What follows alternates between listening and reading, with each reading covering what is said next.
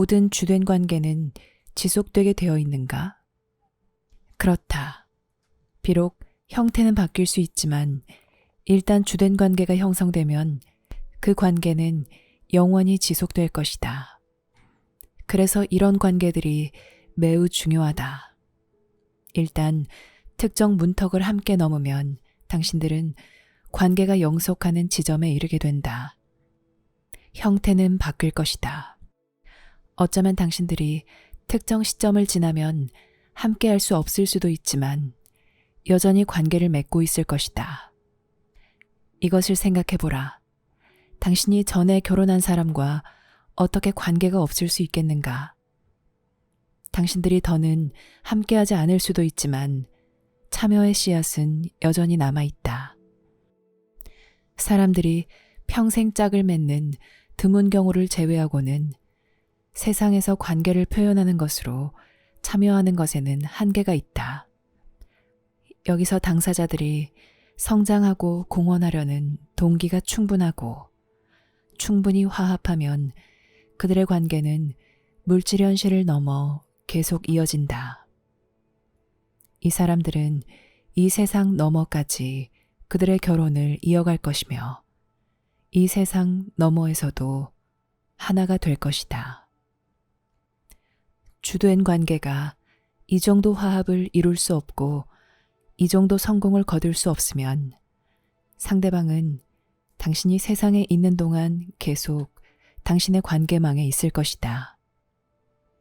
이것을 생각해 보면 당신은 여기서 말하는 것을 이해할 것이다. 당신들이 주된 관계에 있고 그 관계가 특정 문턱에 도달했으면 당신은 상대방과 지속적인 관계에 있음을 알 것이다. 어쩌면 당신들은 더는 함께 참여할 수 없을지도 모른다. 당신들의 관계는 그 성장이 특정 지점에서 끝났다. 그렇지만 당신은 나는 이 사람과 관계를 맺고 있지 않다. 나는 이 사람을 모른다. 라고 말할 수 있는가? 그렇게 말할 수는 없다. 화합이 클수록 영적으로 성장하려는 열망이 더 커지며 공헌하려는 열망이 클수록 관계에서 상대방과 훨씬 더 멀리 갈 수 있다. 당신들이 더 멀리 갈수록 더 많은 것을 발견할 것이다. 삶에서 아주 멀리 가는 사람이 거의 없으므로 관계에서도 아주 멀리 가는 사람은 거의 없다. 관계를 경험하는 것은 삶을 경험하는 것에 비례한다. 당신 삶의 목표가 매우 제한적이고 동기가 매우 제한적이면 당신의 관계가 이것들을 초월할 것이라고 기대하지 말라. 관계에서 주안점은 당신들의 화합을 인지하고 활용하는 것이어야 한다. 당신은 자신의 관계가 얼마나 오래 지속될지 모른다. 당신들이 함께 큰 가능성을 보여주면 아마도 당신은 그 관계가 영원히 지속될 것으로 생각할 것이다. 관계가 영원히 지속되는 것은 가능하다. 그렇지만 당신은 지금 여기에 있는 것을 상대해야 한다. 참여는 당장 하는 것이다. 당신이 관계를 유지하고 싶다면 미래에 그 가능성을 뒷받침할 것을 지금 하라. 중요한 것은 바로 당신이 지금 하는 것, 지금 받는 것, 지금 당신에게 있는 것이다. 당신이 자신의 동기에 정직하고 다른 사람들과 맺은 관계에 정직하면 아무것도 잃지 않으며 모든 것을 얻는다. 많은 관계가 멀리 갈 수 없지만 의미를 제공하는 것이 그 관계의 주안점이면 그 관계는 여전히 의미를 제공한다. 어떤 관계들은 매우 소모적이며 처음부터 잘못 이용되었다. 그렇지만 영적 성장을 이룬 관계, 세상에 더 많이 공헌한 관계, 통합을 이룬 관계는 모두 영구적인 결과를 가져온다. 그래서 관계는 당신이 세상에 하는 공헌이다. 당신의 관계에서 당신이 성취하는 것, 또 다른 사람들이 그들의 관계에서 성취하도록 당신이 베푸는 것, 이것이 바로 공헌의 본질을 나타낸다. 왜냐하면 이 공헌은 영구적인 결과를 가져오기 때문이다. 그 공헌의 영향은 인류를 계속해서 활기차게 할 것이며 당신이 만난 적도 없는 사람들, 심지어 아직 태어나지도 않은 사람들을 계속해서 자극할 것이다. 이것이 당신 목적인 삶을 세상에 계속 살아있게 하는 것이다. 당신이 지금 영적으로 성장할 수 있는 것은 당신이 모르는 어떤 이가 이전에 와서 공헌했기 때문이다. 심지어 당신이 사는 집이나 소유한 물건도 어떤 이가 시간과 에너지와 자원을 들여 공헌했다. 당신이 삶을 진정으로 이해하면 그것은 감사의 삶이다. 당신에게 있는 모든 것, 당신이 하는 모든 것, 즉 당신의 자유와 기회, 심지어 당신의 도전까지 감사해야 하는 것들이다. 이것은 거짓된 감사가 아니라 진정으로 인지하는 것에 바탕을 둔 감사여야 한다. 모든 주된 관계가 지속되지는 않겠지만 그 관계들이 진실하고 정직하게 이루어낸 것은 지속될 것이다. 그것이 미래의 관계가 시작될 수 있는 씨앗이다. 일단 관계가 시작되면 그 관계는 계속된다. 이 관계를 최상으로 표현하는 것이 평생 지속되는 주된 관계이다. 왜냐하면 이것의 가치는 당신의 세상 삶조차 초월하기 때문이다.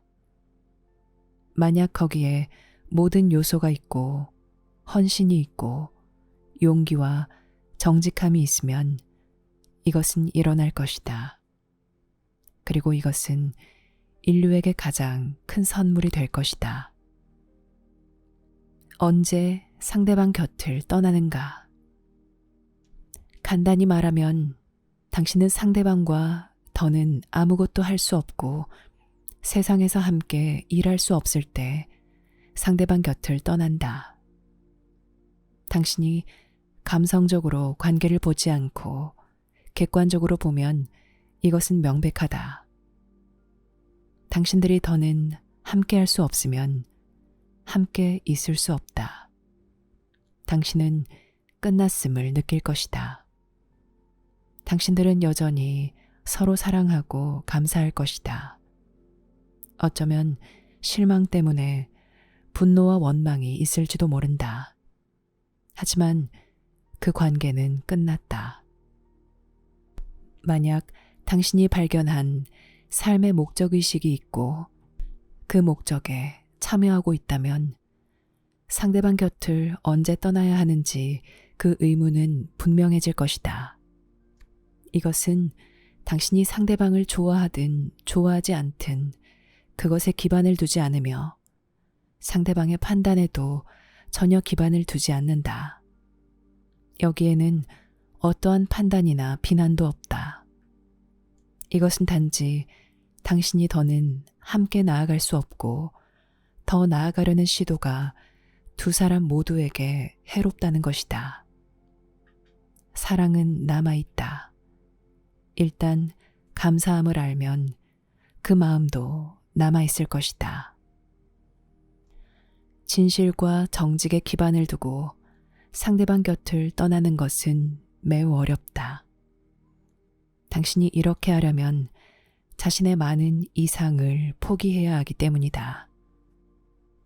당신의 이상주의 말고 여기서 실패한 것이 무엇인가? 여기에 드문 예외는 당신의 관계에 진정한 가능성이 있는데 당신이 그 요건을 충족하지 못하는 경우이다. 당신은 어떻게 그 차이를 구별할 수 있는가? 당신은 떠날 것인가, 결별할 것인가? 그 차이는 알에 있다. 알은 떠날 때가 되면 당신에게 떠나라고 할 것이다. 알이 당신을 다른 곳으로 데려가면 당신은 어떻게 관계를 유지할 수 있겠는가? 이것은 전적으로 자연스럽다. 어쩌면 상대방 곁을 떠날 때 당신은 실패했다고 느낄지도 모르고 결별한다고 생각함으로 죄책감을 느낄지도 모른다. 당신은 결별하는지 떠나는지 확신하지 못한다. 당신은 자신의 동기를 확신하지 못하며 그 결과를 확신하지 못한다. 그리고 미지의 것을 위해 엄청난 가치가 있는 어떤 것을 포기하는 것은 아닌지 확신하지 못한다. 그렇지만 암과 함께하면 그것은 분명할 것이다. 암은 당신의 이상이나 혼란, 상반된 목표, 평가, 애착, 비난, 좌절로 괴로워하지 않는다. 그래서 암은 삶에서 당신의 확실성과 방향의 근원이다. 암은 당신이 베푸는 모든 것의 근원이다. 왜냐하면 암은 신의 연장선인 당신의 일부이기 때문이다.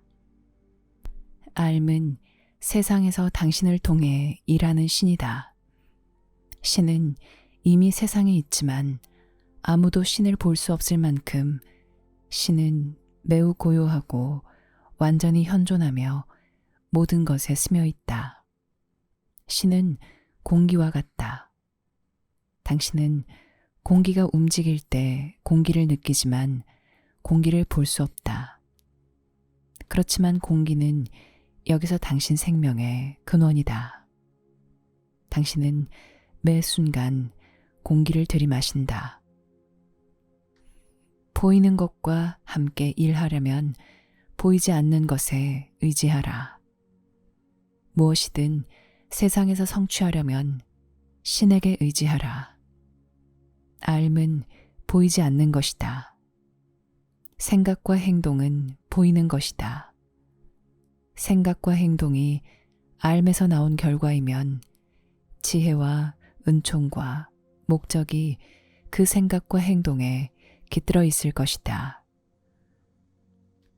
나아가려면 당신은 사랑하는 사람 곁을 떠나야 할 수도 있고 사랑하는 사람과 함께 있어야 할 수도 있으며 주된 관계를 찾아야 할 수도 있다. 찾을 수 있는 용기, 머무를 수 있는 용기, 떠날 수 있는 용기는 모두 암에 기반을 둔다. 당신은 관계를 찾아야 한다는 것을 알기 때문에 관계를 찾는다. 당신은 관계를 유지해야 한다는 것을 알기 때문에 관계를 유지한다. 당신은 관계를 떠나야 한다는 것을 알기 때문에 관계를 떠난다. 다른 생각이나 감정을 깊이 경험할 수도 있지만 이것이 그 모든 생각이나 감정보다 우선해야 한다. 이것이 암의 힘이고 혼란과 양가성에서 당신을 벗어나게 하는 것이다. 이것이 마음의 갈등에서 당신을 벗어나게 하는 것이고 끝없는 추측과 비교, 자신과 다른 사람에 대한 평가에서 당신을 자유롭게 하는 것이다. 이것이 당신의 삶을 단순하게 하고 당신에게 평화와 조화로움과 방향을 경험할 수 있게 해주는 것이다. 당신이 체험해야 하는 것은 바로 이 당위성이다.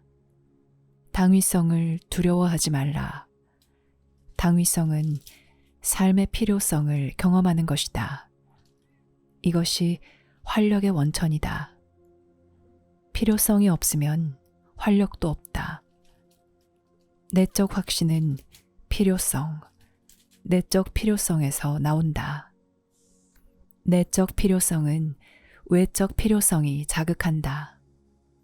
그래서 세상에 당신이 더 활기차게 참여할수록 더 활기차게 앓음을 경험하고 표현할 것이다.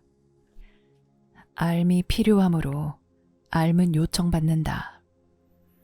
당신 삶이 활기참으로 앓음이 필요하다. 삶에 활기가 없는 사람이라면 앓음이 필요하겠는가? 그런 사람은 어떤 대가를 치르더라도 단순히 위안을 찾을 것이고 실패는 그림자처럼 그 사람을 따라다닐 것이다.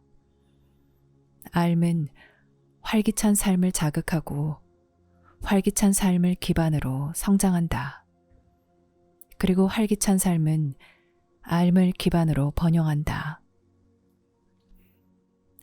함께 할 수 있는 것이 더는 아무것도 없을 때 상대방 곁을 떠나라. 이것이 정직에 기반을 둔 것이면 정직한 평가일 것이고 정직한 응답을 불러낼 것이다. 하지만 관계를 떠나려는 다른 동기가 많을 수 있다. 당신이 관계를 떠나려는 까닭은 도전에 응하는 것이 두려울 수도 있고 친밀감이 두려울 수도 있고 탐닉을 포기하는 것이 두려울 수도 있고 자기 삶에 대한 통제를 포기하는 것이 두려울 수도 있고 자신에게 좋다고 믿는 것을 지키고 싶어서일 수도 있다. 이 모든 것이 앓음을 무시할 수 있다. 그렇지만 앓음은 이겨낼 것이다. 앓음이 지지하는 것을 당신이 거부하면 당신은 내면에서 위험에 빠지게 된다. 이것이 지옥에 있다는 뜻이다. 지옥에 있다는 것은 암 없이 사는 것, 진실과 정직 없이 사는 것이다. 이때 당신은 두려움의 악마들과 함께 살고 그 악마들이 당신을 계속 괴롭힐 것이다. 그러면 당신의 유일한 탈출구는 순간적인 쾌락이다. 당신의 유일한 탈출구는 무의식 상태가 되는 것이다. 이렇게 해서 당신은 점점 더 깊이 탐닉하고 점점 더 깊이 환상에 빠지고 점점 더 아무 생각이 없는 사람이 된다. 이때 당신의 물질적 삶은 위험에 처하게 되고 당신은 다른 사람들에게 점점 더 불화의 근원이 된다. 이것이 앓음에서 멀어지는 길이고 정직과 진실과 행복에서 멀어지는 길이다. 당신은 매일 앓음이 필요하다. 특히 어려운 결정을 앞에 두면 더욱 앓음이 필요하다. 주된 관계를 떠나는 것은 매우 어려운 결정이며 그 결정은 매우 필요한 것일 수 있다.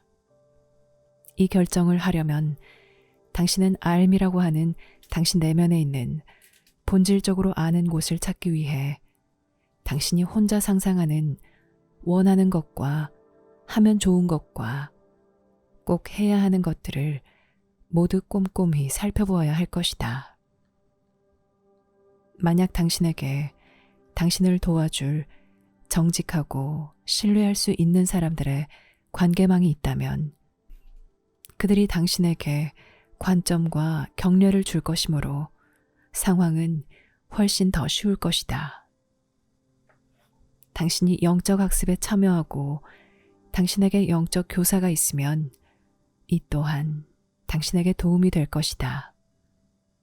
이 두 원천에서 나온 영향은 당신의 선호와 두려움을 넘어 당신이 아는 것을 자극할 수 있다.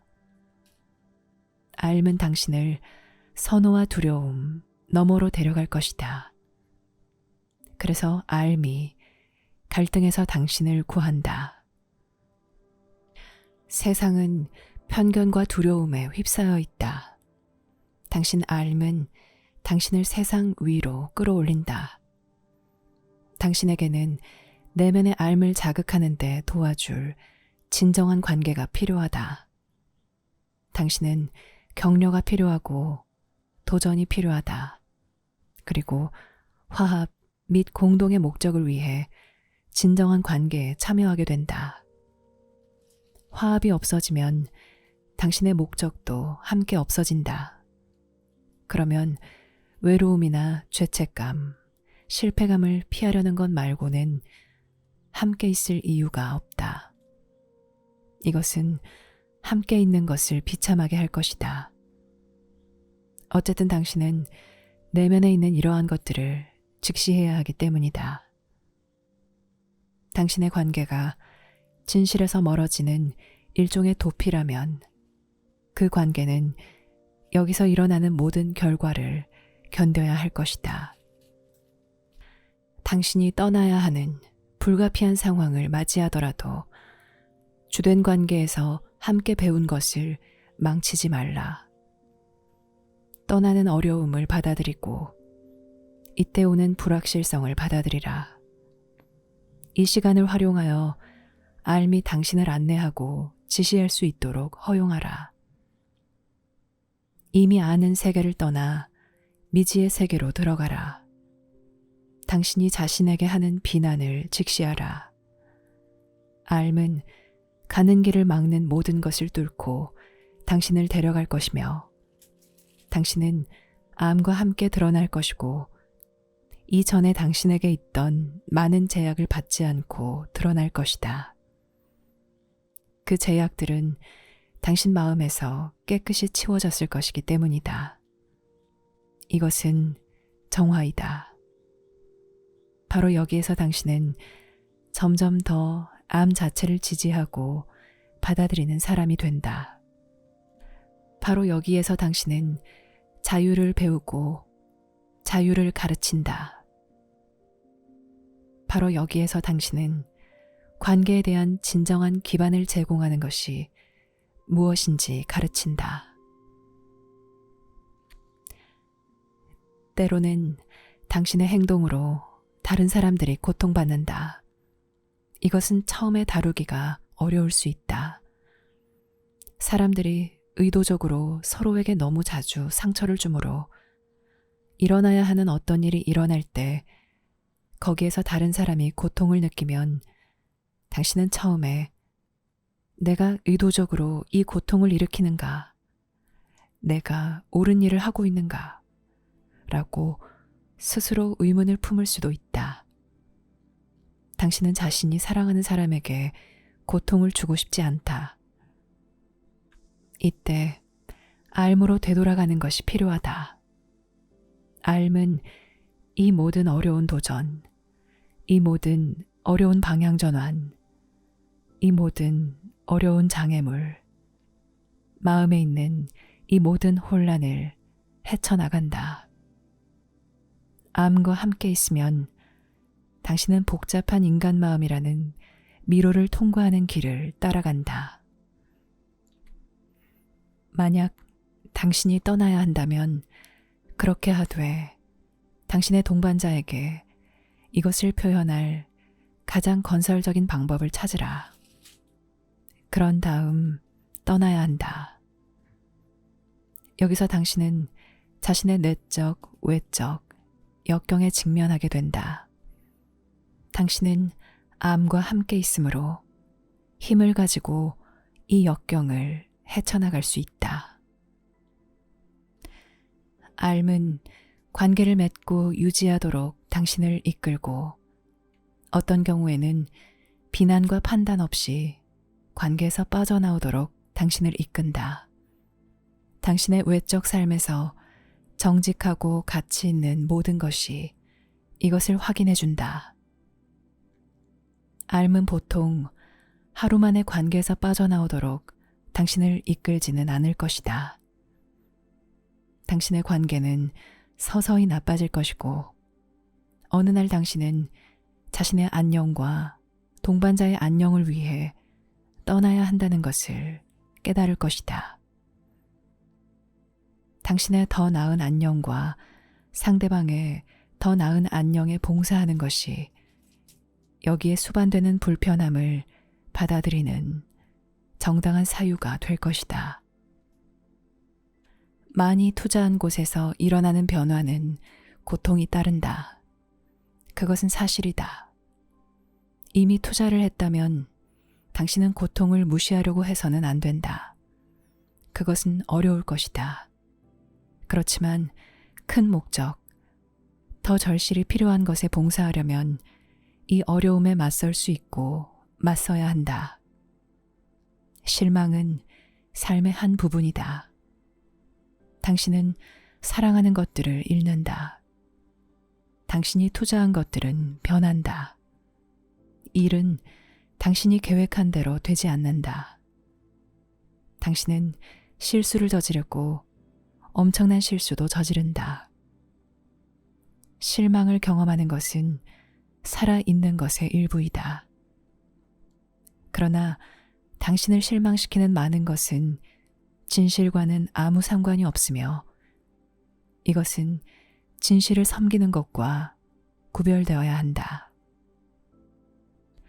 당신이 진실과 환상을 조사할 때까지는 그것이 비슷하게 보일 수 있다. 전자는 견고하고 후자는 수증기와 같다. 전자는 지속하고 후자는 매 순간 변한다. 진실은 매 순간 변하지 않는다. 겉모습은 매 순간 변한다. 사람들은 움직인다. 신은 고요하다. 신의 생각이 세상에 들어와 진정한 진보와 긍정적인 성장, 긍정적인 변화를 위해 격려한다. 진실은 끊임없이 움직이지 않는다. 사람들은 진실을 향해 나아가거나 진실에서 달아나려고 끊임없이 움직인다. 그렇지만 신의 움직임은 매우 안정적이고 지속적이다. 지구의 움직임은 천체의 움직임에 지배받지만 드문 경우를 제외하고는 당신은 천체를 보지 못한다. 그래서 당연히 천체의 영향력을 인지하지 못한다. 천체의 영향력은 변함이 없고 지속적이지만 지구의 표면은 격동적이고 변하기 쉽다.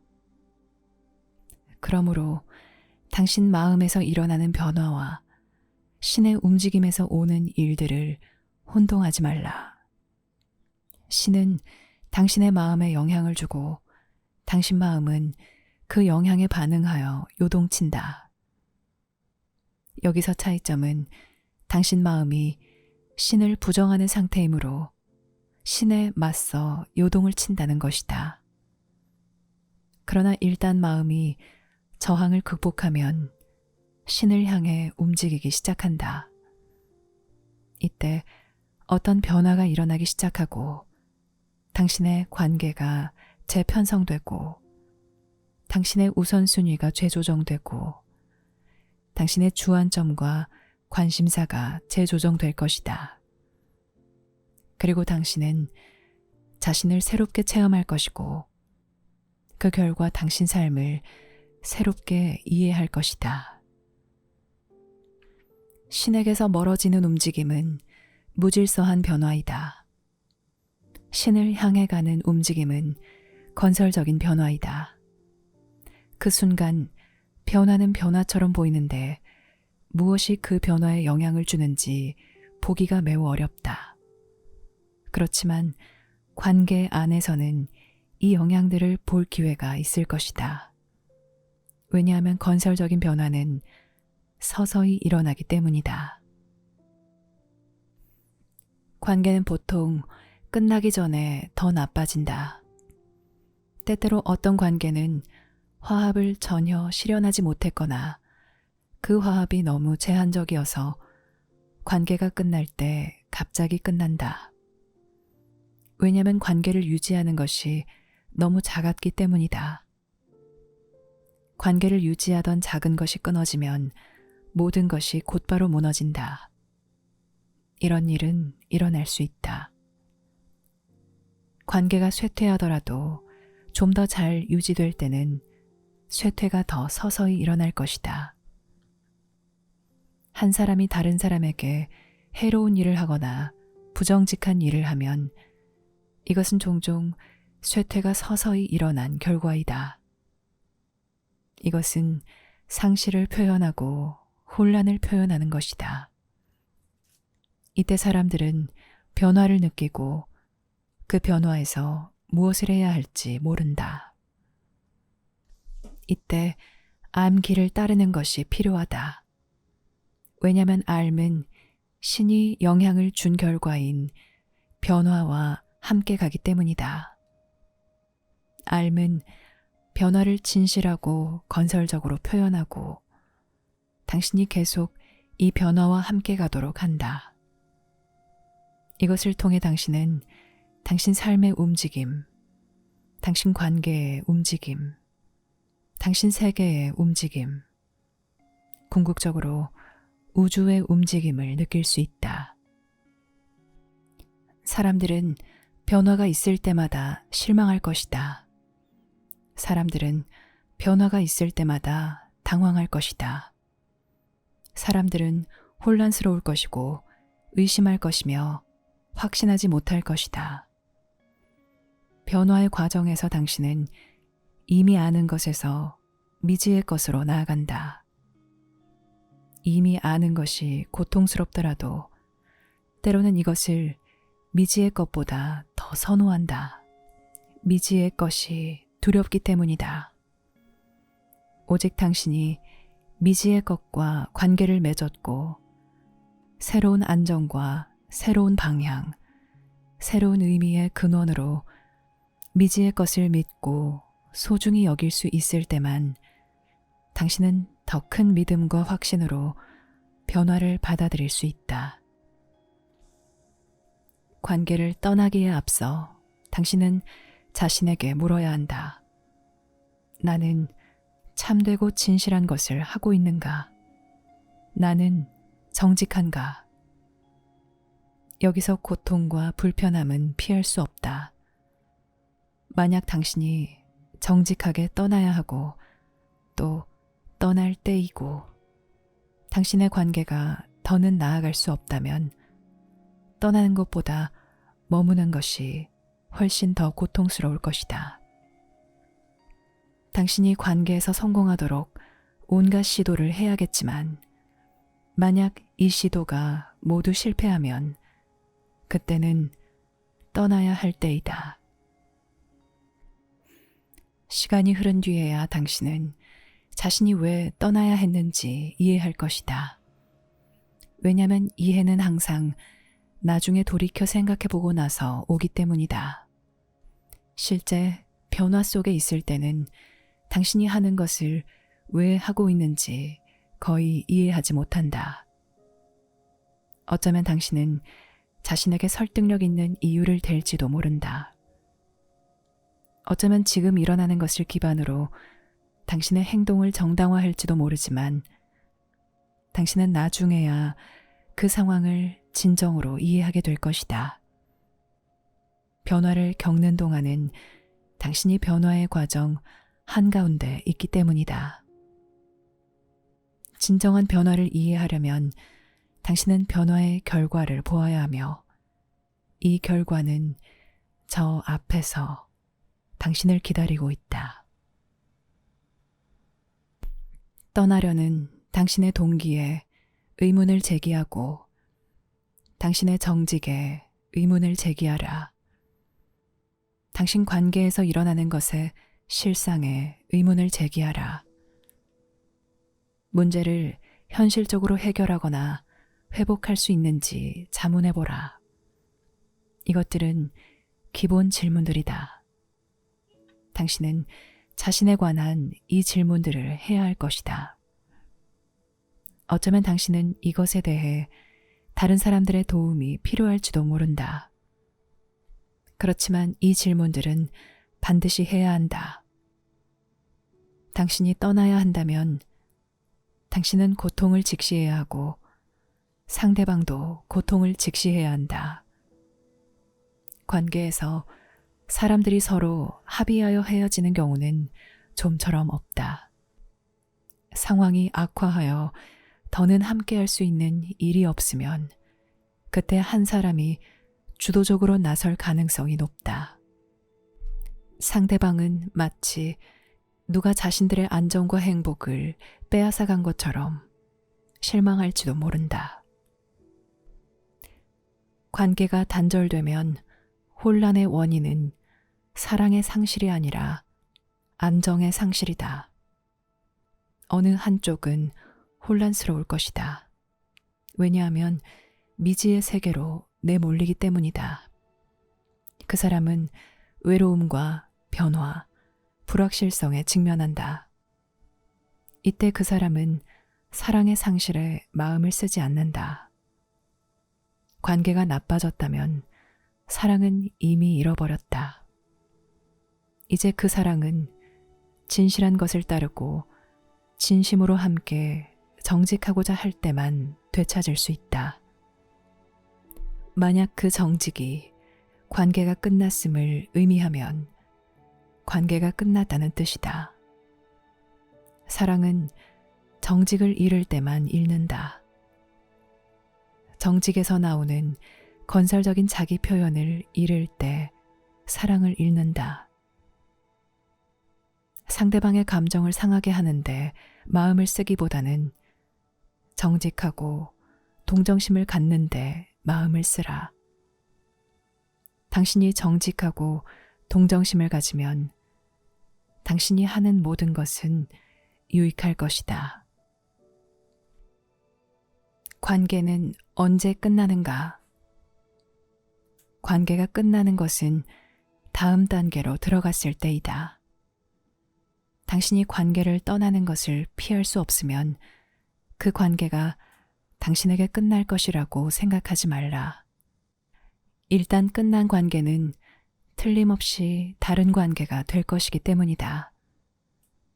당신은 표현해야 할 모든 것을 건설적인 방식으로 표현할 수 있다.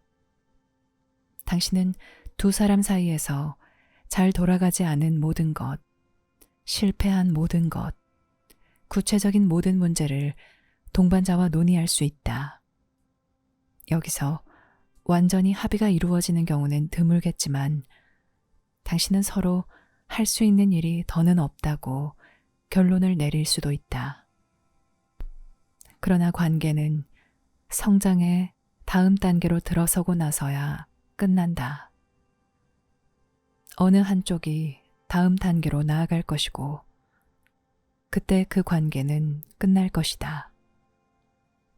당신들의 관계가 끝나려면 적어도 당신들 둘 중 한쪽은 새 삶으로 들어가야 한다. 관계가 끝날 때까지는 함께 있는 것이 어색하고 불편해 보일 것이며 어쩌면 회한과 후회와 원망의 감정을 불러일으킬지도 모른다. 기존 관계는 여전히 당신을 뒤로 끌어당길 것이다. 당신은 그 상황에서 자신이 더 잘할 수도 있었다고 여전히 생각할 것이다. 그것은 여전히 당신에게 그림자를 들이우는 실패처럼 보일 것이다. 비록 떠나는 것으로 큰 안도를 느꼈을지라도 불편함은 여전할 것이다. 두 사람 모두면 더 좋지만 적어도 둘 중 한 사람은 새 삶으로 나아갈 것이다. 그렇게 될 때 관계는 끝나는 단계에 도달하기 시작할 것이다. 어쨌든 관계가 지속될 수 없다면 그 관계는 그 자체를 실현하기 위해 새로운 어떤 것에 당신을 넘겨주어야 한다. 헤어진 두 사람이 아주 오랫동안, 어쩌면 심지어 평생 관계를 끝내지 않고 유지할 수도 있다. 그들은 조금도 나아가지 못했다. 그들은 다른 어떤 일에서도 함께 하려고 한 것을 결코 완전히 끝맺지 못했고 그들의 단절된 관계는 그들 삶에서 아물지 않은 상처로 남는다. 만약 당신이 표현해야 할 모든 것을 표현했고 자신의 어려움과 잘못과 부정직 등을 책임졌으면 또 비난의 화살을 상대방에게 돌리는 것이 아니라 원인을 두 사람 모두에게 돌렸으면 이 상처는 치유되기 시작할 것이고 당신은 다른 사람과 더 크고 완전하게 결합할 수 있는 가능성을 얻을 것이다. 그러나 만약 계속 비난하고 계속 원한을 품고 계속 용서하지 않고 자신의 책임을 받아들이지 않는다면 그 상처는 치유되지 않고 앞으로도 고통과 불편함과 불안과 걱정의 근원이 될 것이다. 주된 관계를 끊는 것은 매우 고통스러울 수 있으며 사람들은 가능한 한 빨리 그 과정을 끝내고 싶어 하며 종종 고통 자체를 우회함으로써 그렇게 한다. 그러나 이 고통은 어느 정도 필요하므로 반드시 겪어야 한다. 고통을 겪는 것이 매우 강렬할 수는 있지만 오랜 기간 지속되어서는 안 된다. 당신이 자신의 고통을 온전히 받아들이면 그 고통은 표현될 것이고 당신에게서 씻겨져 나갈 것이다. 그렇지만 만약 당신이 패배의식이나 후회를 느끼지 않으려고 고통을 피하고 부정하고 다른 이름으로 부르거나 상대방을 계속 비판한다면 당신은 나아갈 수 없을 것이고 이별의 고통은 깊어질 것이다. 단절된 관계가 주는 선물은 적어도 한 사람을 더 크고 완전한 결합으로 넘어가게 해주는 것이다. 이것이 두 사람 모두에게 일어날 필요는 없다. 그러나 한 사람은 더 큰 결합으로 넘어가야 한다. 그러면 그 관계는 끝날 것이다.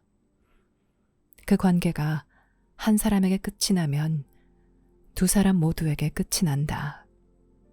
비록 다른 한쪽이 원망과 후회를 품을지라도 그 관계는 끝날 것이다.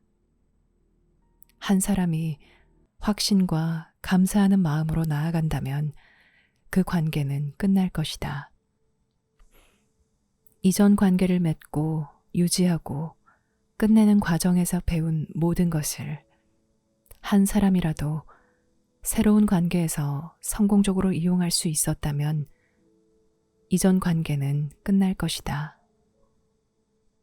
만약 다른 한쪽이 원망과 후회와 불용서로 뒤처져 있다면 그들의 상처는 치유되지 않을 것이다. 그래서 그들은 실제로 미래의 더 큰 결합으로 그들을 데려갈 수 있는 어떤 것 때문에 그들 자신을 몹시 괴롭힐 것이다. 그렇지만 그 관계는 여전히 끝난다.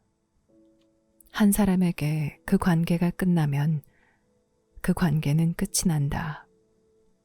그 관계가 두 사람 모두에게 끝나면 좋겠지만 이런 일이 동시에 일어나는 경우는 거의 없다. 실패한 결혼은 항상 상처와 인상을 남길 것이다. 실패한 결혼은 관련된 사람들 마음에 영향을 줄 것이고 좋은 결정이든 나쁜 결정이든 간에 앞으로 많은 결정의 기반이 될 것이다. 관계를 끝낸다고 해서 그 관계가 씻은 듯 잊혀진다는 뜻도 계속해서 본보기로서 도움이 되는 영향을 주지 않는다는 뜻도 아니다. 관계를 끝냈다는 것은 단순히 예전으로 돌아가지 않는다는 뜻이다. 그 관계는 끝이 났다. 당신이 미래에 큰 관계를 맺을 때까지는 이 관계로 돌아가기 쉬울 것이다. 무슨 일이 있어도 예전으로 돌아가지 않을 것이라고 확신하는 사람도 있을지 모르지만 자신이 큰 결합에 들어가서 자신이 배운 것을 성공적으로 활용할 때까지는 그 관계가 끝나지 않는다. 주된 관계를 끝내는 데는 시간이 걸리며 어려움을 겪고 상실의 고통을 겪는다. 그것은 일어난 일을 전체적으로 다시 보고 자신에 대한 감각을 다시 얻고 일어난 일에 대한 관점을 얻기 위해 당신 자신과 시간을 보내는 것을 의미한다. 새로운 관계를 시작할 수 있는 새로운 문턱에 진입하는 데는 시간이 걸린다. 이전에 일어난 일이 미래에 도움이 될 수 있도록 새로운 관계에 참여하는 데는 시간이 걸린다. 그러면 당신의 이전 관계는 끝날 것이다. 그때 당신은 감사하는 마음으로 과거를 돌아볼 수 있다. 관계는 항상 감사로 끝난다. 이 말이 의미하는 것은 일어난 모든 일에 모든 사람이 전적으로 기분 좋게 느낀다는 것이 아니라 전반적인 결과가 진정한 감사라는 것이다. 하지만 이 감사는 진짜여야 한다. 만약 그 감사가 단순히 고통을 피하거나 직면하는 것을 피하려는 시도라면 그 관계는 끝나지 않은 상태로 남을 것이며 이전에 관계 맺은 이들이 나아가는 것을 막고 성공적으로 새로운 관계를 맺는 것을 방해할 것이다. 과거 관계들이 끝나지 않으면 현재 함께하는 사람들과 온전히 관계를 맺는데 주요 장애물이 된다. 이 관계들을 끝내려면 자기 잘못을 직시해야 하고 일어난 일을 명확히 알아야 한다. 여기에는 시간이 필요하고 전체적으로 다시 보는 것이 필요하다. 이별의 고통과 역경 속에서 이것을 온전히 해내리라고 기대할 수는 없다. 하지만 시간이 지나면서 새로운 관점을 얻을 수 있고 당신은 자신의 이전 관계가 새 삶을 구축하는데 자신에게 어떻게 도움이 될 수 있는지 알 수 있다. 여기서 끝이 나고 가치가 인정된다. 관계의 종결은 새로운 시작을 나타낸다. 어떤 이별이 있고 나서 정확히 언제 새로운 시작을 할 것인지는 사람들 내면에서 일어나는 자연스러운 치유 과정에 따라 결정될 것이며, 물론 평화와 조화와 진실을 바라는 열망에 따라서도 결정될 것이다. 여기서 치유 과정은 당사자들의 열의에 따라 느려지거나 빨라질 수 있다. 하지만 어쨌든 시간이 걸릴 것이다. 어떤 관계든 그 종결 지점은 항상 감사로 끝난다. 진정한 감사는 진정한 결과를 인식하는 것에 기반을 둔다.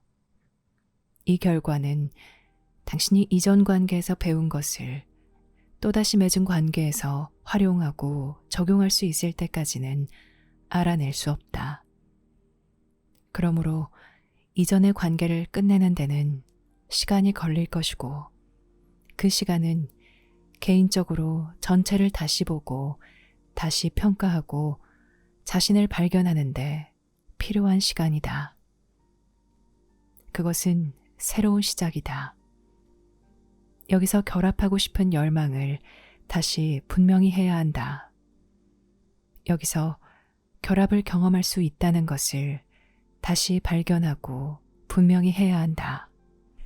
그리고 여기서 이전의 잘못을 인식해야 한다. 그래서 미래의 어떤 결합도 훼손하지 않도록 해야 한다. 각각의 관계는 선물이다. 선물은 반드시 인지해야 하며 그 선물이 주는 혜택을 반드시 적용해야 한다. 많은 관계는 단순히 처음에 하지 말아야 할 것을 가르쳐주는 것으로 선물을 제공한다. 어떤 사람들은 단지 당신이 그 사람들을 멀리하게 하려고 당신에게 온다. 하지만 당신의 모든 잘못이 완벽하거나 완전히 유익한 것이라고 여기지 말라. 오직 특정 측면만이 유익하며 당신은 항상 대가의 측면에서 배움을 평가해야 한다. 잘못을 인지하고 잘못을 재평가하고 잘못을 이롭게 활용하는 것은 당신이 나아가는 데 필수이다. 여기서 당신은 고통을 직시해야 하고 어려움을 직시해야 하고 잘못을 직시해야 하고 자신을 직시해야 한다. 이것은 배움의 일부이고 성숙한 사람이 되는 것의 일부이며 영적 성장의 일부이기도 하다. 이것은 어려울 수 있고 당혹스러울 수 있으며 자신을 드러내지 못할 수 있다. 심지어 트라우마가 될 수도 있다. 그렇지만 당신이 진정으로 세상과 당신 자신을 뚫고 들어가 세상에 있는 삶을 발견하고자 하면 이것은 배움에서 꼭 필요한 부분이다. 여기서 삶이 당신의 안내자이지만 당신은 인내심 있는 추종자, 인내심 있는 수용자가 되어야 하고 이 점에서 용기 있는 사람이어야 한다. 만약 당신에게 이런 용기가 없거나 이런 인내심을 키울 의지도 없다면 당신은 친밀한 주된 관계에 참여해서는 안 된다. 여기서 도전에 응하고 여기서 발견한 것을 책임지려면 당신은 마음이 강해야 한다. 신의 힘은 당신을 나아가도록 부르고 있다. 그리고 이전 관계들을 끝맺고 그 관계들의 이로움을 깨닫고 감사한 마음으로 나아가도록 당신을 부르고 있다. 신의 힘은 지금 당신이 참여해야 하는 관계들을 알아보도록 당신을 가르치고 있다. 신의 힘은 당신에게 분별력, 객관성, 명료한 마음, 내적 고요를 가르치며 내면의 교사들을 받아들이고 결혼과 진정한 관계에 마음을 열도록 가르친다. 이별하는 동안 분노와 원망이 가득할 것이다. 실망감 때문에 어느 정도는 이런 일이 일어날 것이다. 어쩌면 당신의 동반자는 한동안 많은 것을 들을 수 없을지도 모른다. 그 기간은 여기서 말한 요인에 달려 있다. 그러므로 관계에서 떨어져 있는 동안 준비하라. 왜냐하면 당신은 어느 정도 비난을 받을 것이고 당신을 향한 분노와 원망이 있을 것이기 때문이다. 어쩌면 그중 일부는 정당할 수도 있고 일부는 정당하지 않을 수도 있다. 만약 당신이 정직하지 않았다면 그것을 받아들여야 한다. 만약 당신이 정직했지만 당신의 정직이 잘못 해석되었다면 그것을 받아들여야 한다. 당신이 받은 비판이 옳든 그르든 비판을 받았다면 그것을 받아들여야 한다. 이 모든 것을 통해 당신은 다음 관계를 시작하는데 더 분별력을 갖추고 더 객관적이고 더 효과적이 되도록 배울 것이다. 당신은 이러한 것들에 무장하지 않아도 된다. 왜냐하면 당신이 이것들에서 올바르게 배우면 이것들을 통해 더 정직해지고 더 자연스러워지고 더 마음이 열리도록 배우기 때문이다. 물론 당신이 이전 관계에서 정직하지 않았으면 이것을 인지할 수 있다. 여기서 당신은 정직이 시간을 아껴주고 어려움을 줄여줄 것임을 깨닫는다. 그러면 당신은 새 동반자에게 매력적으로 보이는 당신의 어떤 측면만을 보여주기보다는 정말로 있는 그대로 당신을 보여주는데 더 전념할 것이다. 당신은 상대방이 나중에 당신을 알게 되었을 때 실망하지 않도록 처음부터 당신을 가능한 한 많이 알게 확실히 해놓아야 한다. 당신은 자신을 있는 그대로 상대방이 받아들이게 해야 하며 있는 그대로 알게 해야 한다. 이것이 관계에서 편안함과 안전을 제공한다. 만약 당신이 자신의 특정 측면만 상대방이 알게 하거나 단지 최선의 모습만 보여주거나 당신이 진짜 어떤 사람인지, 정말 어떻게 생각하는지, 정말 무엇을 하는지 상대방이 보지 못한다면 당신은 견고한 기반 위에 있지 않을 것이다. 정직하고 진실을 말하면 진실은 당신에게 안전과 확실성과 방향을 제공할 것이다. 그러므로 당신은 자신을 성찰하는데 당신에 대한 상대방의 판단을 활용하라. 하지만 매우 공정해지려고 하라. 어떤 것들은 이 과정에서 알아차리고 해결할 수 있으며 어떤 것들은 기다려야 한다. 왜냐하면 오직 시간만이 당면한 문제의 진정한 본질을 드러낼 것이기 때문이다. 분노와 원망은 개인적 투사와 비난으로 가득 차 있다. 그것은 사람들이 상처받기 때문이고 상처받으면 대응하고 싶고 반격하고 싶고 자기 마음의 고통을 상대방에게 되갚아주고 싶기 때문이며 그 상대를 보통 자기 고통의 근원으로 여기기 때문이다. 감정을 쏟아내는 이 과정은 매우 어려울 수 있다. 그러므로 때로는 이별의 과정 중에 사람들은 서로 가까이 있으면 안 된다. 감정의 열기로 모든 것을 해결하려고 하지 말라. 왜냐하면 화해와 평화를 위한 당신의 노력은 잘 받아들여지지 않을 것이기 때문이다.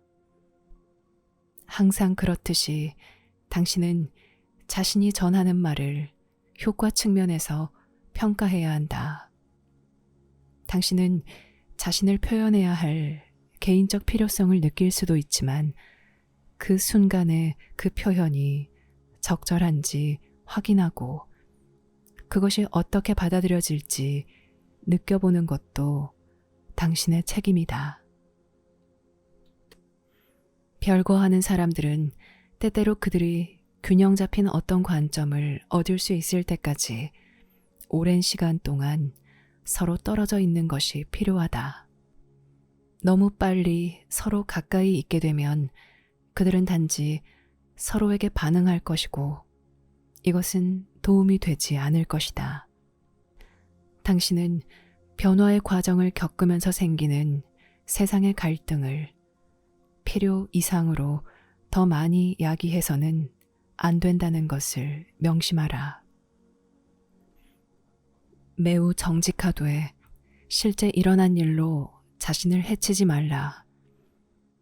당신이 직시해야 할 것들이 있지만 당신은 나쁜 사람이 아님을 잊지 말라. 당신의 동반자도 나쁜 사람이 아니다. 당신이 겪을 고통은 있지만 벌을 받아 마땅한 것은 아니다. 삶에서 일어나는 어떤 일들이 어렵기는 하지만 그것들은 당신을 벌하기 위한 것이 아니다. 이별의 어려움 때문에 자신이나 동반자를 벌하지 말라. 혼약을 맺은 것에 책임을 지고 이별에 책임을 지라. 두 사람의 관계가 잘 돌아가지 않았으므로 이별이 일어났다. 어쩌면 그 관계가 유지될 수 있었을지도 모르지만 보통은 유지될 수 없었을 것이다. 관계를 지속하는 데 필요한 요소가 없었거나 아니면 함께 하고자 하는 동기가 없었다. 관계에서 성공하려면 한 사람만 헌신하는 것으로는 충분하지 않다. 성공하려면 두 사람 모두 헌신해야 한다. 심지어 여기서도 성공으로 가는 길에 있는 모든 단계를 통과하려면 올바른 요소가 있어야 한다. 매우 공정해지려고 하라. 그리고 마음을 열고 정직하려고 하라. 이 배움은 지극히 중요하므로 여기서 배우는 것에 전념하라. 세상에 있는 사람은 누구나 관계에서 원망과 실망으로 어느 정도 고통을 겪는다. 여기서 교훈을 얻으면 당신은 세상의 딜레마에서 벗어날 수 있고 이것을 통해 미래의 진정한 해방자로 자리매김할 것이다. 당신은 자신이 경험한 자유 말고 무엇을 사람들에게 제공할 수 있는가? 당신은 자신이 앓을 인지한 것 말고 무엇을 사람들에게 제공할 수 있는가? 당신은 자신이 관계에 대해 배운 것 말고 사람들에게 무엇을 제공할 수 있는가? 사람들은 당신이 이렇게 제공한 것을 통해 그 순간 그들에게 필요한 것이 무엇이든 그 상황에서 그들의 관계를 향상하거나 개선하거나 고양할 수 있을 것이다. 대부분의 경우 헤어지자마자 다른 사람과 관계를 맺지 않는 것이 최선이다. 이혼을 했든 사랑하는 사람이 죽었든 내면을 치유하는 데는 시간이 걸릴 것이다. 때로는 새 관계가 이 치유 과정을 상당히 빠르게 할 수도 있는 예외도 있다. 하지만 이것은 일반적이라기보다는 예외에 가깝다. 사람들은 종종 그들이 현재 겪는 고통을 상쇄하려고 바로 새 관계에 뛰어들고 싶어 한다. 그들은 이별의 아픔을 마주하고 싶지 않으므로 새 관계를 맺고 싶어 하며 그 관계에 몰두한다. 이것은 치유 과정을 방해하고 연장할 것이며 새 동반자에게 과도한 부담을 줄 것이다. 새 동반자의 역할은 당신의 치유를 떠안는 것이 아니다. 새 동반자는 당신의 과거 어려움으로 타격을 받아서는 안 된다. 그것은 당신 책임이다. 새 관계를 준비하려면 당신은 일어난 일을 전체적으로 다시 보고 자기 잘못을 알아차리고 자기 내면에서 새롭게 시작할 수 있는 시간이 있어야 한다. 조급하게 굴지 말라. 조급함은 당신이 암 없이 행동하려 한다는 뜻이다. 조급함은 당신이 삶이나 자신을 신뢰하지 않고 혼자 힘으로 자리를 확고히 하려고 서두른다는 뜻이다. 어쩌면 이별하는 동안 당신은 애정에 매우 굶주릴지도 모르고 이전 관계에서 부족하다고 느낀 것들을 찾을지도 모른다. 그렇지만 지금은 당신 혼자 있어야 하는 시기이고 자제해야 하는 시기이다. 지금은 당신의 책임을 직시해야 하는 시기이며 당신의 힘을 되찾아야 하는 시기이다. 많은 사람이 이것을 알며 당신을 도울 수 있다. 이것은 현명한 조언이다. 당신은 알미 예외라고 알려주는 경우에만 예외로 해야 한다. 이때 당신은 자신이 알을 따르고 있다는 것을 확신해야 한다. 관계를 끝내는 것은 항상 정직을 깊이 체험하고 알을 깊이 의식할 수 있는 기회이다. 그리고 당신이 안 것을 인지하고 그 안 것을 자신이 따랐는지를 인지할 수 있는 기회. 자신의 정직을 인지하고 자신을 정직하게 표현했는지를 인지할 수 있는 기회이다. 이 시기는 진정한 정직이 형성되는 때이다. 만약 당신이 생존에만 관심이 있다면 정직에 대한 당신의 자연스러운 성향은 방해받고 왜곡될 것이다. 만약 당신이 삶을 믿지 않는다면 당신은 삶을 책략으로 이용하려고 할 것이고 자신이 원하는 것을 얻기 위해 교활함과 술책을 이용하려고 할 것이다. 왜냐하면 당신은 삶이 정직한 사람들을 부양하지 않는다고 생각하기 때문이다. 그렇지만 당신이 정직하면 삶은 매 순간 당신을 부양할 것이고 당신의 삶이 나아가는 대로 따를 수 있을 것이다. 이렇게 함으로써 당신은 모든 성장 단계에서 당신 관계와 관련하여 현명하게 결정하는데 훨씬 더 나은 위치에 있을 것이다. 이별의 어려움을 이용하여 더 깊이 정직에 헌신하고 삶에 헌신하고 영적 성장에 헌신하라.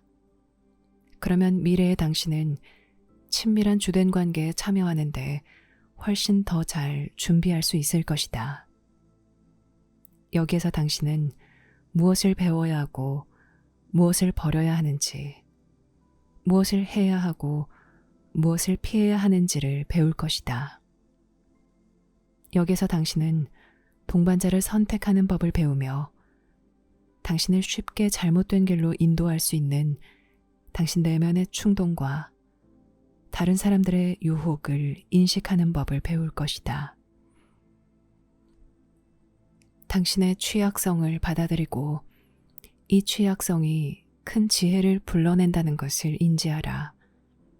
왜냐하면 지혜가 최선의 방어책이기 때문이다. 거짓말하고 속이고 회피하는 것은 효과적인 방어책이 아니다. 이때는 당신이 잘못에 쉽게 넘어가기 때문이다.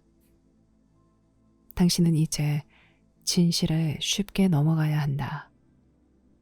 왜냐하면 진실은 당신에게 평화와 확실성을 주고 당신 자신의 능력과 힘을 회복시켜주기 때문이다.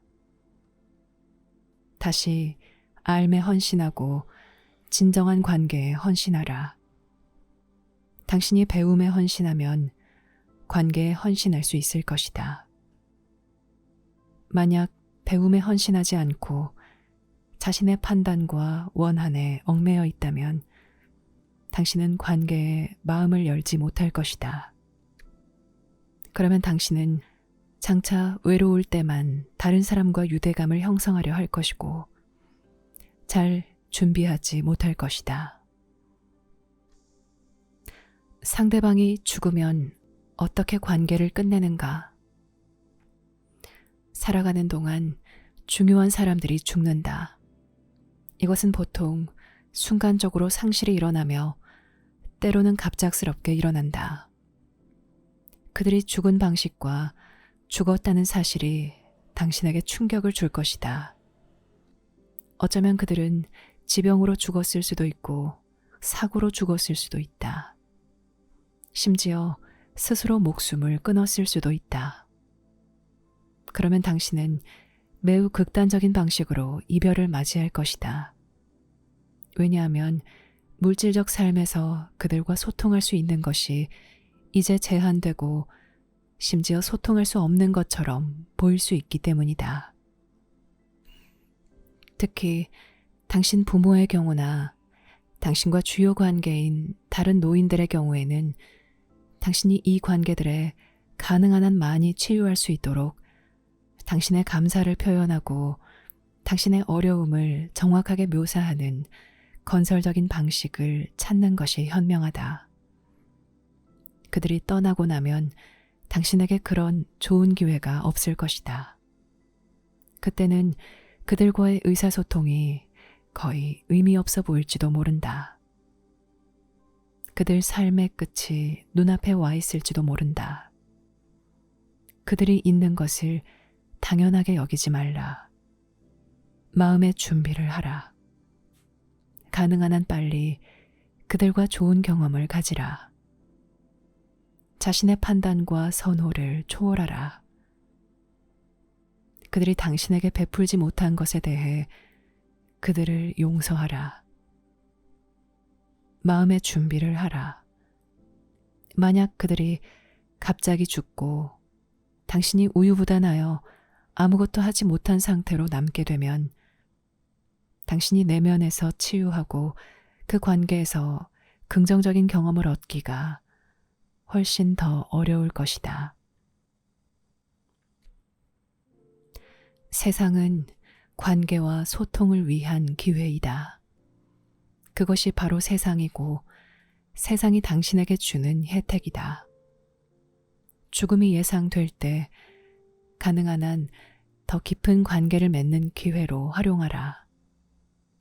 정직하고 취약한 상태가 되는 것으로 또 자신을 표현하는 건설적인 방법을 찾고 다른 사람의 마음 상태와 편견을 받아들이고 그런 한계에서 소통하려고 함으로써 더 깊은 관계를 맺는 기회로 활용하라. 소통은 당신의 열망이다. 가장 효과적인 수단을 찾는 것은 당신 책임이다. 때로는 말하지 않아도 된다. 때로는 함께 있는 것만으로도 충분하다. 그러니 그들의 죽음이 당신에게 종결의 시간이 될 수 있도록 단지 충격적인 상실의 시간만이 되지 않도록 준비하라.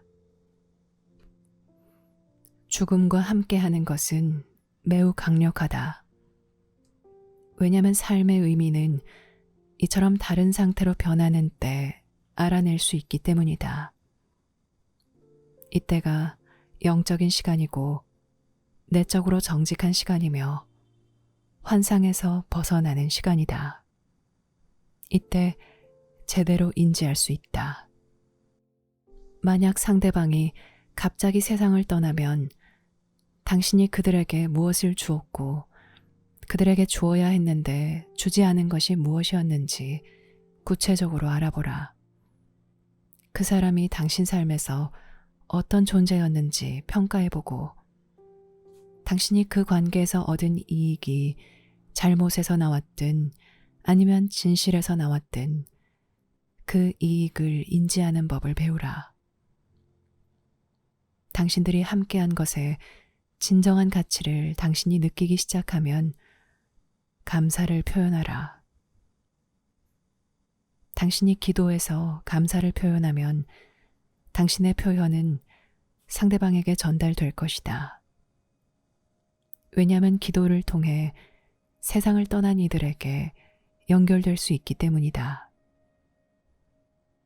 당신 마음이 열려 있으면 마음은 하늘과 땅 사이의 매개체이므로 당신은 그들의 응답을 받을 수 있다.